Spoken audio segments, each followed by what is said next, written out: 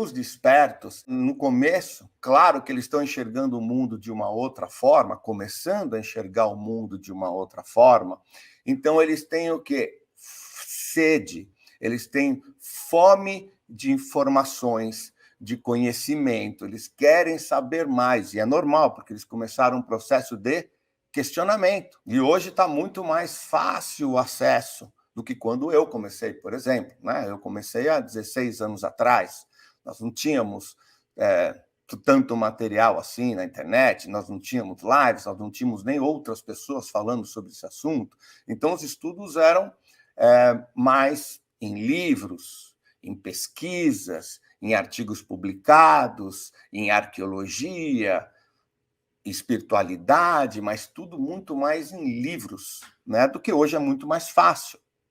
Então, essa fome de conhecimento, que faz parte, tá bom? Natural, porque, claro, quando você começa a ver o véu caindo, né, de toda essa manipulação e todas as mentiras contadas, você acaba puxando o fio, e quanto mais você puxa o fio, mais aparece. Faz parte do processo. Então, o que eu quero passar, porque algumas pessoas passam por isso e elas acham anormal, mas não é anormal, é muito normal.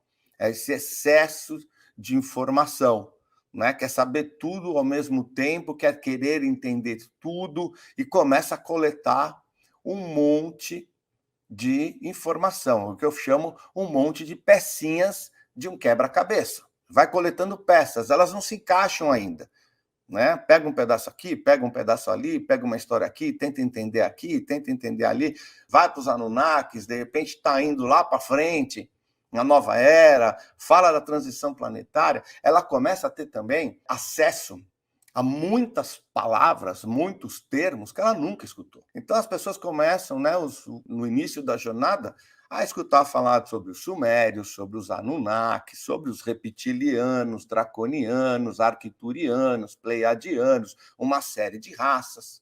Começa a falar sobre Nibiru, tem acesso e começam a saber que existe duas polaridades, a luz e as trevas. Vem essa parte do controle.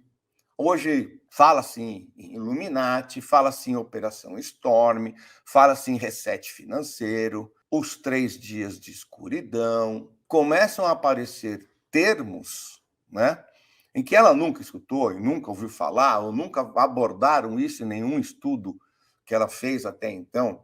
Então, ela também começa a ter acesso a esse novo vocabulário que ela também precisa entender, porque ela está escutando, mas ela não entende. E ela começa a buscar o quê?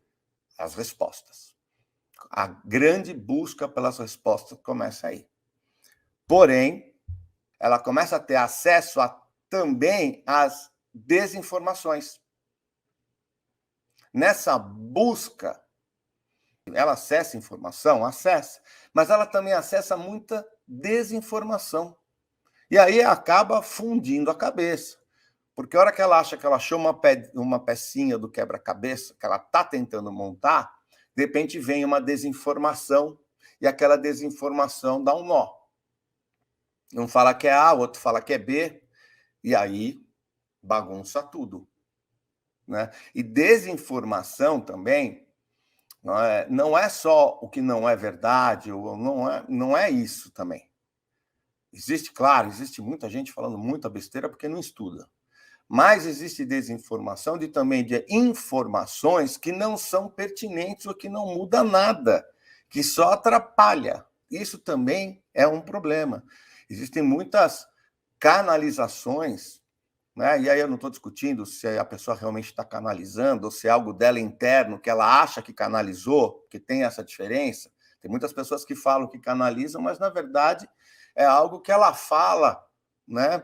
Ela estuda um pouco aqui, estuda um pouco ali, tem um entendimento e, de repente, ela, num momento, ela acha que ela está canalizando, ela começa a falar coisa que acaba atrapalhando. Existem canalizadores muito sérios, existem.